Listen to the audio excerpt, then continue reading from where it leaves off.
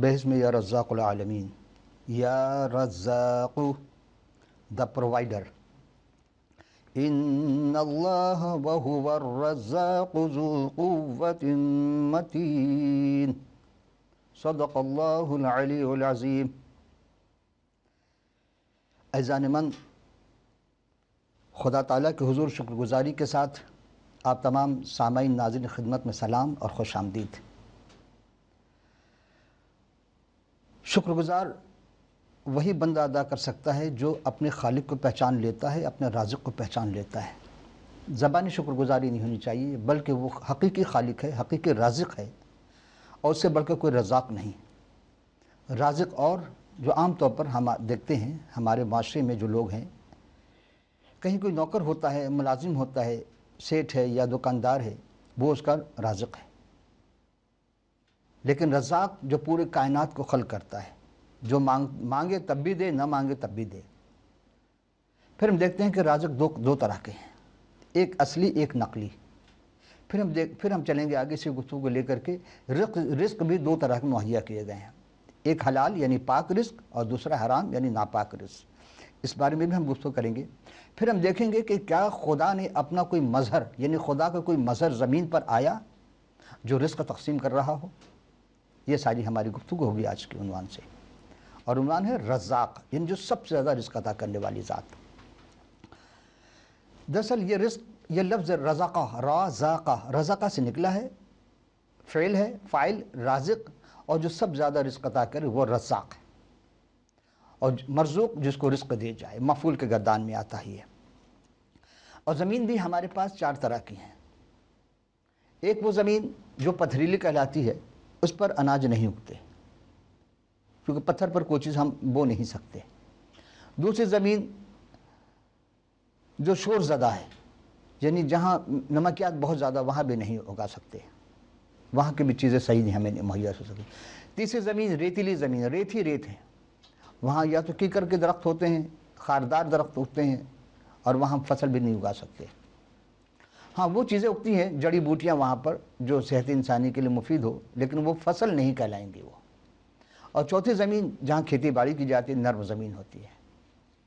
ہم دیکھتے ہیں اسی طرح کہ جناب یسوع المسیح سلام علینا زمین کے بارے میں بھی ایک بیج بونے والے کی مثال دیتے ہیں، اور یہ مثال ہے جناب متی رسول کے معرفت لکھی گئی انجیل 13واں باب 18 سے 23 آیت تک میں ہے، اور بیج بونے والا ہے۔ میں بیان فرماتے ہیں کہ بیج بونے والے کے تمثیل سنو۔ جب کوئی بادشاہ کا کلام سنتا ہے اور سمجھتا نہیں تو اس کے دل میں بویا گیا تھا، اسے وہ شریر آ کر چھین لے جاتا ہے۔ یہ وہ ہے جو راہ کے کنارے بویا گیا۔ اور جو پتھریلی زمین پر بویا گیا وہ یہ ہے جو کلام کو سنتا ہے اور اسے فی الفور خوشی سے قبول کر لیتا ہے، لیکن اپنے اندر جڑ نہیں رکھتا، بلکہ چند روزہ ہے، اور جب کلام کے سبب سے کسی مصیبت یا ظلم برپا ہوتی ہے تو فی الفور ٹھوکر کھا جاتا ہے، اور ٹھوکر کھانے کے بعد وہ پھر خدا کے کلام کو قبول نہیں کر پاتا۔ اور جو جھاڑیوں میں بویا گیا وہ یہ ہے جو کلام تو سنتا ہے اور دنیا کی فکر اور دولت کے فریب میں اس کلام کو دبا دیتا ہے، اور وہ پھل رہ جاتا ہے۔ اسی طرح اور جو اچھی زمین میں بویا گیا یہ وہ کلام جو کلام سنتا ہے، سمجھتا ہے اور پھل بھی لاتا ہے، کوئی 100 گنا پھل، کوئی 60 گنا اور کوئی 30 گنا۔ ان میں وہ اصل رزاق یا اصل رازق جو ہے ہم انسانوں کے ذریعہ دوسرے مخلوق کو فراہم کرتا ہے، لیکن انسان ہی انسان کے رزق کو قبضہ کر لیتا ہے، اس کو ہڑپ کر جاتا ہے، وہ کھا لیتا ہے، اپنے گودان میں بند کر لیتا ہے، اور اصل غریب مفلوق الحال لوگ، پریشان لوگ، ضعیف العمر افراد وہ اس رزق سے محروم رہ جاتے ہیں۔ یہ کوئی نئی بات نہیں ہے، ہمارے روزمرہ کا ہی دیکھنے میں آتا ہے کہ بعض دفعہ ہم یہ بھی دیکھتے ہیں کہ اگر قحط زدہ علاقہ ہے تو شہر کے لوگ کچھ ڈونیشن دیتے ہیں، کچھ عطیات دیتے ہیں تاکہ وہ قحط زدہ تک پہنچ جائے۔ لیکن یہ بھی دیکھنے میں آیا ہے کہ سرکار کی جانب سے بھی اگر کوئی چیز مہیا کی جاتی ہے، ان تک پہنچائی جاتی ہے، تو نہ جانے کیوں اصل کی جگہ فرسودہ مال پہنچ جاتا وہاں پر، اور وہ ہمارے ہو چکا ہے۔ فرسودہ اناج، فرسودہ گندم بھیجا گیا جس میں مٹی تھی۔ آپ سمجھ گئے ہوں کہ میں کہاں کی بات کر رہا ہوں۔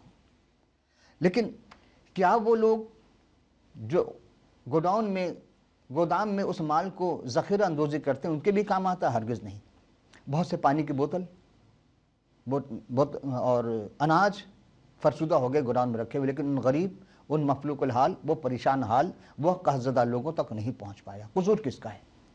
وہ کارندوں کا، یا وہ جو بھی لوگ اس میں ہیں؟ خدا ضرور ان کو سزا دیتا ہے، اگر یہاں نہیں تو کہیں نہ کہیں سزا ضرور دے گا، چونکہ پروردگار عالم جو رزاق ہے وہ نہیں چاہتا کہ کوئی بھوکا مرے، لیکن چند لوگ جو ہیں وہ رزق اپنے ہاتھوں میں لے کر یہ سمجھتے ہیں کہ شاید وہ رزاق بن گئے، ان کا بس نہیں چلتا، وہ پانی بند کر دیتے ہیں، ان کا بس نہیں چلتا ہوا کو بند کر دیں، لیکن پروردگار عالم ہوا کا خالق ہے اور وہ ہوا کے ذریعے بھی رزق فراہم کرتا ہے۔ اصلی رازق جو رزق دیتا ہے اور نقلی رازق جو رزق چھینتا ہے۔ فرض کریں کہ ہم ایک جگہ نوکر ہیں، سرونٹ ہیں، اور وہاں ہمیں جو کام دیے گئے ہم کام نہیں کر رہے ہیں بلکہ کام چوری کرتے ہیں، تو ظاہر سی بات ہے سیٹ تک وہ جو مالک اس تک تو بات پہنچے گی۔ اچھا، انگلش میں تو ہم سرونٹ کہتے ہیں، اردو میں نوکر چاکر کہہ دیتے ہیں، لیکن عربی زبان میں اس کو غلام یا عبد کہا جاتا ہے۔ اب اگر ہم آقا جو ہمارا ہے، جو مالک ہے، ہم اس کے ہاں کام نہیں کر رہے ہیں تو وہ رکھے گا ہمیں؟ آپ کا کیا خیال ہے، رکھے گا؟ نہیں، اس لیے کہ ہماری وجہ سے، میری ذاتی وجہ سے دوسرے ملازم پر اس کا اثر پڑے گا اور وہ ہمیں نکال باہر کرے گا۔ تو گویا کہ رزق بعض دفعہ انسان کی اپنی غلطی کی وجہ سے بھی چھن جاتی ہیں۔ ہاں، بہت سے ایسے دیکھا کہ کام تو لیتے ہیں مزدوروں سے گدھے جیسا، لیکن اس کو کھانا پیٹ بھر کر نہیں دیتے، اور پھر اپنے احسان بھی جاتاتے ہیں کہ ہم نے تجھے ملازم رکھا ہے۔ تو دو طرح کے ہو گئے، لیکن ہم دیکھتے ہیں کہ اصل رازق پھر کون ہے؟ ہم انسان، بلکہ پوری کائنات میں جتنے بھی مخلوق ہے، ہم سب کا اصل رازق ہے وہ پروردگار عالم جو رزاق ہے۔ ہم اس کا کام کریں نہ کریں پھر بھی ہمیں رزق دیتا ہے، ہم دعا مانگے نہ مانگے پھر بھی ہمیں رزق دیتا ہے، لیکن ہم جتنا زیادہ رزق حاصل کرنا چاہتے ہیں اپنے اندر وہ پاکیزگی عطا پیدا کریں، وہ طہارت لائیں، وہ روح کے معمولی اختیار کریں، جتنا زیادہ عزیزو اس رب سے ہمارا تعلق ہو، اس رزاق سے تعلق ہو کہ وہ ہمیں رزق بے انتہا عطا کرتا ہے، اور اسی لیے دیتا ہے تاکہ ہم دوسروں کو دیں، اپنے نیچے والوں کو دیں، مخلوق الحال لوگوں کو دیں، کچھ نہ کچھ۔ اسی لیے کہا کہ 10 حصہ اپنے آمدنی میں سے کچھ غریب، مساکین، یتیم، بیوہ تک پہنچاؤ، تاکہ ان کی دعا سے بھی تمہارے رزق میں اضافہ ہو۔ پھر ہم دیکھتے ہیں عزیزو، شکایت سب کرتے ہیں کہ جی مہنگائی بہت ہو گئی۔ کس کا کام ہے یہ؟ حکومت کا کام ہے، سرکار کا کام ہے۔ اب سرکار کو کیا چاہیے کہ عوام بھوکے نہ مرے۔ سرکار قرض تو لیتی ہے، بے انتہا قرض، لیکن وہ اپنے عیش و عشرت میں گزارتی ہے، اپنے کارندوں کو دیتی ہے۔ نام کس کے لیے جاتے ہیں؟ عوام کے نام پر، کہیں ایجوکیشن کے نام پر، کہیں آبادی میں پانی اور بجلی مہیا کرنے پر، لیکن کچھ نہیں ملتا ہے۔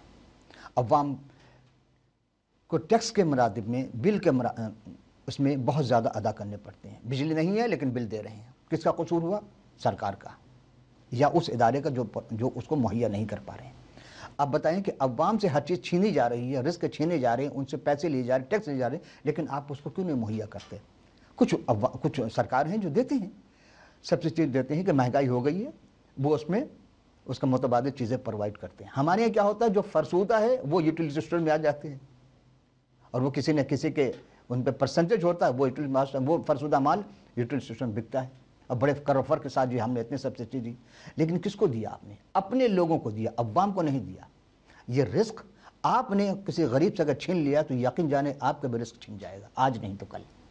ہم بدعا نہیں دیتے، ہم دعا کرتے ہیں رب العالمین سب کو ایسا بنائے جیسا وہ ہے، جیسا وہ چاہتا ہے، لیکن انسان خود بننا نہیں چاہتا اس جیسا۔ کچھ تو اثر ہو کہ غریبوں سے دعا لو، ٹیکس تو لے رہے ہو سرکار لیکن دعا نہیں لیتے، اور دعا وہ قیمتی شے ہے جو انسان کی تقدیر کو بدل دیتی ہے، موت کو زندگی میں بدل دیتی ہے۔ آئیے عزیزو، ہم دیکھتے ہیں رزق کس کس چیز کو ملتا ہے۔ آپ اب سے اپنے وجود پر غور کریں، یہ پورا جسم، سر کے بال سے لے کے پیر کے ناخن تک، سر کے بال کے لیے بہترین تیل رزق ہے، آپ کو تیل لگانا چاہیے سر میں، رات میں لگا لیں، صبح اٹھ کر غسل کر لیں، فریش ہو جائیں گے۔ جسم کے لیے مالش چاہیے کرنا، تھکاوٹ ہو جاتی ہے، اس کے لیے بھی چیز ہے۔ آپ دماغ میں جائیں گے، دماغ کے لیے بھی رزق چاہیے، وہ ہے بہترین سوچ، مثبت سوچ، منفی سوچ نہیں، مثبت سوچ۔ مثبت سوچ یہ روح کی پاکیزگی سے حاصل ہوتی ہے. منفی سوچ ہمیشہ انسان کی نجاست ناپاکی کی وجہ سے آتی ہے. آپ غور کریں گے زبان دی خدا نے کس لیے؟ اس کی تعریف کرنے کے لیے، بہترین گیت گانے کے لیے، اس کے کلام الہی سے اپنے آپ کو، اپنے قلوب کو منور کرنے کے لیے. بہترین رزق ہے اس کا کلام، اس کا ذکر. پھر ہم دیکھتے ہیں آنکھ کے لیے بہترین رزق کیا ہے؟ خوشنما منظر، قدرت کے مناظر اور اس کا کلام. اس کے کلام کو جتنا ہم پڑھیں گے آنکھوں سے تو وہ ہمارے دل میں، ہمارے ذہن میں سماتی چلی جائے گی. اس کے منظر دیکھیں گے تو منظر بھی ہمارے نقش ہوتے چلے جائیں گے. پھر ہم دیکھتے ہیں کان. ہمارے کان کیا ہیں؟ ہم غیبت، برائی بڑے چسکے لے کر سنتے ہیں جبکہ برا ہے.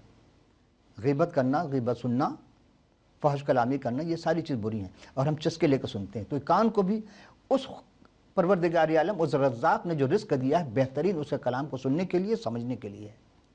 اور پھر ہم دیکھتے ہیں ناک. کیا کوئی بدبو سننا پسند کرے گا؟ ہرگز نہیں. خوشبو سب سننا چاہتے ہیں. آپ باغ میں چلے جائیں، جنگل میں چلے جائیں، فرق کیا ہے؟ باغ میں آپ کو مختلف پھول ہے جو اس رب العالمین نے کھلائے ہیں، تو خوشبو کہاں جڑ میں ہے؟ نہیں، خوشبو پھول میں آتی ہے. جیسے جیسے وہ کلی کھلتی چلی جاتی ہے، پھول بنتا چلا جاتا ہے تو وہ خوشبو آتی ہے اور ہمارے ذہن کو، ہمارے ناک کے ذریعے دماغ کو معطر کرتی ہے. اسی طرح اس کا کلام کو جب سنیں تو اپنے اندر بسانے کی کوشش کریں گے تو ضرور پروردگار عالم ہمارے ذہن کو بھی معطر کرے گا.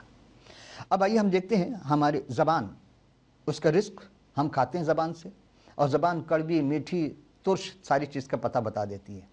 کیسے؟ زبان تو ایک ہے لیکن یہ مختلف غدود ہیں. آپ جو چیز رکھیں گے وہ وہاں سے ایک لعاب خارج ہوتا ہے، آپ کو پتہ چل جاتا ہے یہ میٹھا ہے یا پھیکا ہے، یہ نمکین ہے یا ترش ہے، یا مرچ زیادہ ہے یا کم ہے، وغیرہ وغیرہ. اب اگر انسان اندر سے بیمار ہو، بخار آیا ہو، ملیریا ہو، تو اسے کوئی ذائقہ پتہ نہیں چلے گا. تو قصور کس کا ہے؟ زبان کا ہے یا غذا کا ہے؟ ہم غذا کے بارے میں کہہ دیتے ہیں کہ صاحب یہ کیسا، گھر والے سے کہتے ہیں کہ یہ کیسا کھانا پکایا گیا. کبھی بیوی پہ، کبھی بیٹی پہ، کبھی بہو پہ، کبھی ہر کوئی اپنے سے چھوٹا ہو تو اسی پہ روب جماتا ہے. کبھی اگر کوئی نہیں ہے تو ماں پہ روب جما دیا، جو کہ بہت بڑا یہ جرم کرتا ہوا. ماں کے ساتھ ایسا سلوک نہیں ہونی چاہیے. چونکہ رزق دیا ہے ماں کے ذریعہ. ہم جب چھوٹے تھے کہاں سے رزق دیا؟ خدا نے ماں کے ہڈی کا رس ہمیں پلایا. اور ماں کیسی تھی؟ آپ غور کریں کہ اگر گائے کا دودھ آپ پیتے ہیں یا بھینس کا دودھ پیتے ہیں تو آپ نے کبھی غور کیا کہ دودھ کا رنگ سفید کیسے ہو جاتا ہے؟ دودھ میٹھا کیسے تھا؟ لیکٹوز کی وجہ سے. لیکٹوز خدا پروردگار عالم نے دودھ میں ایک مٹھاس پیدا کرتا ہے.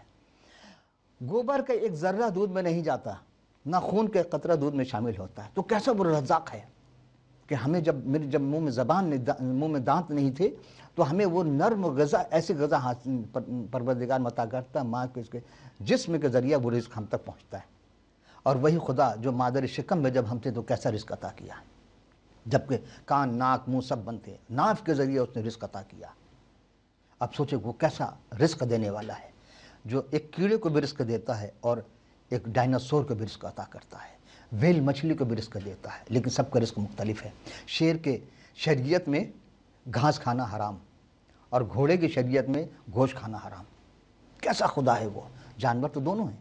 پھر ہم غور کرتے ہیں عزیزو کہ ہاتھ، دل دیا اس نے. دل میں جب تک علم نہیں ہوگا خوف خدا نہیں آ سکتا، اور دل میں نور جبھی آئے گا جب خدا کا خوف آئے گا. ورنہ ہم دیکھتے ہیں کہ بڑے دعوے دار ہوتے ہیں دین کے لیکن خدا کا خوف ان میں نہیں پایا جاتا. پروردگار عالم ہمیں اپنا خوف عطا کرے، یہ بھی اسے دعا کرتے رہیں. آئیے ہم دیکھتے ہیں عزیزو، ہاتھ اس نے دیا ہے کس لیے؟ ہم نرم و نازک چیز کو پکڑتے ہیں، ہم بتا دیتے ہیں یہ سخت ہے، یہ نرم ہے. گرم چیز میرے ہتھیلی پہ آتی ہے، پتہ چل جاتا ہے یہ گرم ہے کہ نہیں ہے. ٹھنڈی چیز کو ہم بتا دیتے ہیں ہاں یہ ٹھنڈا ہے یا نہیں. ایک شخص اگر نابینا ہو لیکن اس کو بھی اس کو حس عطا کیا رب العالمین نے، یہ ٹھنڈا ہے، یہ گرم ہے، یہ نرم ہے، یہ سخت ہے، یہ اس کی عطا ہے. پھر ہم دیکھتے ہیں کہ شکم دیا ہے. پیٹ، ہم رزق چاہیے ہمیں، منہ کے ذریعے ہم رزق لے جاتے ہیں. اگر حلال رزق ہے تو وہ عطا تو کرتا ہے، لیکن اگر ہم اس اپنی کوتاہی کی وجہ سے کو حرام کر دیں تو پھر ہمارے لیے وہ رزق دوسرے ذریعے استعمال ہو جاتا ہے. یہ شریعت کے قانون ہے. لیکن ہم جب مسیحیت میں دیکھتے ہیں تو آپ کوئی بھی چیز کھائیں گے وہ اتنا انسان کو وہ رزق کھانے سے انسان اتنا گنہگار نہیں تھا جتنا اس کے اندر سے نکلتی باتیں وہ اس کو گنہگار کرتی ہیں. آئیے آخری چیز، پاؤں. پیر خدا نے بنائے ہیں. آپ دیکھیں، آپ مخمل پر چلیں، قالین پر چلیں، گھاس پر چلیں. اگر بینائی کمزور تو کہنا سب گھاس پہ چلا کرو. آپ دیکھیں گے کسی کو نزلہ نہیں ہو رہا ہے تو وہ اگر گھاس شبنم والے گھاس پہ چلے گا اسے نزلہ ہو کر سر کے درد دور ہو جائیں گے۔ سب چیزوں کو دیکھنا آنکھ کے لیے مفید ہے، لیکن پیر پہ بھی چلنے سے چیزیں بہت زیادہ اس کے جسم میں صلاحیت کرتی ہیں۔ یہ تو تھا ہمارے جسم کے اندر، جسم میں باہر اور اندر کی ساری چیزیں اور رزق عطا کرتی ہیں۔ آئیے ہم عزیز اب ایک عجب چیز ہم پیش کرتے ہیں۔ ذرا غور کریں کہ وہ جو ہم سب کا اصل خالق و مالک ہے، رازق ہے، عبد کو دنیا میں بھیجنے سے پہلے کتنا پاکیزہ رزق ہم سب کو عطا کیا، لیکن حقیقی رازق سے کیا ہم ناتا ہے ہمارا یا نہیں ہے؟ اگر اس رزاق سے ہمارا ناتا نہیں ہے لیکن پھر وہ ہمیں رزق دے رہا ہے، اور جب ہمارا اس رزاق کا ناتا جڑ جائے گا، یہی ہم مسیحت میں بتاتے ہیں کہ اس اصل رزاق سے آپ کا ناتا ہو جائے۔ آپ رزق کے پیچھے نہ جائیں، آپ رزاق کو سمجھ لیں۔ وہ رزاق جب رزق کو فراوانی کر دے گا، جس کا چاہتا رزق کھولتا ہے، جس کا چاہتا بند کر دیتا ہے، تو اس کے عطا کردہ کوئی چھین نہیں سکتا اور اس کے چھینے کو کوئی دے نہیں سکتا۔ آئیے ہم دیکھتے ہیں کہ قرآن شریف کے سورہ بقرہ میں اور کئی سورہ میں ہم اس آیت کو پیش کرتے ہیں حلال اور حرام چیز کے بارے میں۔ رزق دو طرح کے ہیں، پاک یعنی حلال رزق اور ناپاک یعنی حرام رزق۔ ہم ترجمہ پہ اکتفا کریں گے، اور یہ ہے سورہ بقرہ 8 تا 12 آیت۔ اور بعض لوگ ایسے ہیں جو کہتے ہیں کہ ہم اللہ پر اور روز آخرت پر ایمان رکھتے ہیں، حالانکہ وہ ایمان نہیں رکھتے۔ کون کہہ رہا ہے؟ یہ قرآن شریف میں ہے۔ یہ اپنے خیال میں اللہ کو اور مومنوں کو دھوکہ دیتے ہیں۔ یخادعون اللہ والذین آمنوا وما یخدعون الا انفسهم وما یشعرون، لیکن حقیقت میں اپنے سوا کسی کو دھوکہ نہیں دیتے۔ وہ نہ خدا کو دھوکہ دے سکتے نہ مومن کو دھوکہ دیتے ہیں۔ ان کے کیوں؟ اس لیے کہ ان کے کفر میں، دلوں میں کفر ہے جو مرض ہے، یعنی کفر ہونا بھی ایک مرض ہے۔ تو اللہ اس کا مرض اور زیادہ کر دیتا ہے، اس کو جھوٹ بولنے کے سبب سے ان کے دکھ دینے والا عذاب ہوگا۔ اور جب ان سے کہا جاتا ہے کہ زمین پر فساد مت کرو، لا یفسدون فی الارض، زمین پر فساد مت کرو، تو کہتے ہیں کہ ہم تو اصلاح کرنے والے ہیں۔ آج ہمارا معاشرے میں بہت سارے ایسے لوگ ملیں گے جو کہتے ہیں ہم اصلاح کرنے والے ہیں۔ دیکھو یہ بلا شبہ مفسد ہیں لیکن خبر نہیں رکھتے، یعنی خدا نے ان کو مفسد کہا ہے، اور یہ اپنے آپ کو دنیا کے سامنے بہت بڑا مصلح شو کرتے ہیں کہ ہم اصلاح کرنے والے ہیں، جبکہ یہ فساد ہیں اور خدا کی زمین پہ فساد کرنے سے منع کیا گیا ہے۔ اسی طرح ہم دیکھتے ہیں سورہ مائدہ 6 پارہ ہے، اور اس کی 5واں سورہ ہے المائدہ، آیت نمبر 3۔ پر تم مرا ہوا جانور اور بہتا ہوا لہو اور سور کا گوشت، جس چیز پر اللہ کے سوا کسی اور کا نام پکارا جائے، جو جانور گلا گھٹ کر مر جائے، اور جو چوٹ کھا کر مر جائے اور گر کر مر جائے، جو سینگ لگ کر مر جائے، یہ سب حرام ہے۔ لیکن ہم دیکھتے ہیں معاشرے میں ایسے بھی لوگ ہیں جو وہ مرے ہوئے کے بھی کھاتے ہیں، اور وہ جانور بھی جس کے کو پرندہ پھاڑ کھائے، مگر جس کو تم مرنے سے پہلے ذبح کر لو، اور وہ جانور بھی جو غیر اللہ کے آستانے پر ذبح کیے جاتے ہیں۔ یعنی اگر کسی بھی ایسی جگہ جہاں خدا کے علاوہ اور کسی اور جگہ کو ذبح کیا جائے، کسی بت کے آگے کسی اور مقام پر خدا کا نام نہ ہو، تو اس کا مطلب ہے وہ سب حرام۔ یہ بھی کسی پاسوں کی قسمت معلوم کرو، یعنی لوگ تھے وہ پاسا پھینکتے تھے، اس سے اپنے حال معلوم کرتے تھے۔ یہ سب گناہ کے کام ہیں۔ آج کافر تمہارے دین سے ناامید ہو گئے، ان سے مت ڈرو اور مجھ سے ہی ڈرتے رہو۔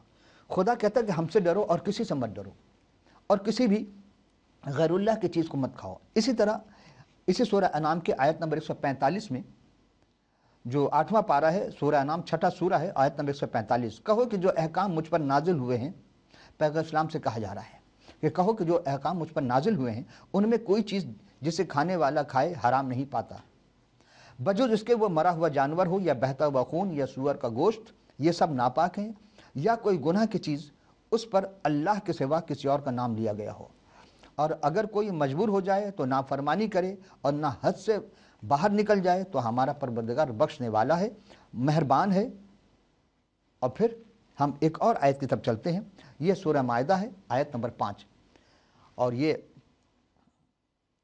مومن مرد اور مومنات عورت کے لیے ہے کہ حلال ہے، اور اس کے ذکر کو شریعت کی پہلی کتاب جناب موسیٰ کلیم اللہ کی معرفت جو لکھی، ہم اس سے بھی پیش کریں گے۔ لیکن پہلی آیت، آج تمہارے لیے سب چیزیں حلال، پاکیزہ چیزیں حلال کر دی گئیں، اور اہل کتاب کا کھانا بھی تمہارے لیے حلال ہے، اور تمہارا کھانا بھی اہل کتاب کے لیے حلال ہے۔ اور پاک دامن مومن عورتیں اور پاک دامن اہل کتاب عورتیں بھی حلال ہیں جبکہ ان کا مہر ان کو دے دو، اور نکاح کی عفت رکھنی مقصود ہو، نہ کہ کھلی بدکاری کرنی اور نہ چھپی دوستی کرنی چاہیے، اور جو بھی ایمان کا منکر ہو اس کے اعمال ضائع ہو جائیں گے اور وہ آخرت میں نقصان پانے والوں میں سے ہوگا۔ دیکھیں سارا لب و لباب یہ ہے کہ انسان جو بھی عمل کرے گا اس عمل پہ اس کا آخرت کا بڑا دار و مدار ہے۔ ایمان اول ترین شے ہے، اگر ایمان نہیں تو کتنا ہی نیک عمل کیے جائیں وہ پروردگار عالم اسے قبول نہیں کرے گا۔ اچھا ایمان ہے، اگر نیک عمل نہیں ہے پھر بھی اس کے لیے گنجائش نہیں ہے، عمل بھی نیک ہونے چاہیے ایمان کے ساتھ۔ عزیز ہم دیکھتے ہیں کہ یہ 4 آیتیں جو ہم نے قرآن شریف سے پیش کی آپ کی خدمت میں، اور اس کی تفصیل پہ ہم چلتے ہیں۔ اب پرانا عہد نامہ عہد عتیق کی کتاب ہے، اور وہ توریت شریف کی آخری کتاب استثناء 14ویں باب کی 1 تا 19 آیت ہے، اور کہ تم خداوند اپنے خدا کے فرزند ہو، تم مردوں کے سبب سے اپنے آپ کو زخمی نہ کرنا اور نہ اپنے ابروں کو بال منڈوانا، کیونکہ خداوند اپنے خدا کے مقدس قوم ہے، اور خداوند نے تجھ کو روئے زمین اور سب قوموں میں چن لیا تاکہ تو اس خاص قوم ٹھہرے، یعنی خدا کا خاص قوم ٹھہرے گی۔ آئیے ناپاک اور ناپاک چیز کے بارے میں اتنی تفصیل آپ کو قرآن شریف میں نہیں ملے گی جتنی تفصیل توریت شریف میں ہے، کیونکہ توریت وہ پہلی کتاب ہے جو جناب موسیٰ کلیم اللہ کے ذریعے عطا کی گئی۔ کچھ باتیں ہیں قرآن شریف میں لیکن اتنی تفصیل میں نہیں۔ اب آپ اس تفصیل سنیں۔ سماعت فرمائیے کہ پاک اور ناپاک جانور کے بارے میں، تو کسی گھنونی چیز کو مت کھانا۔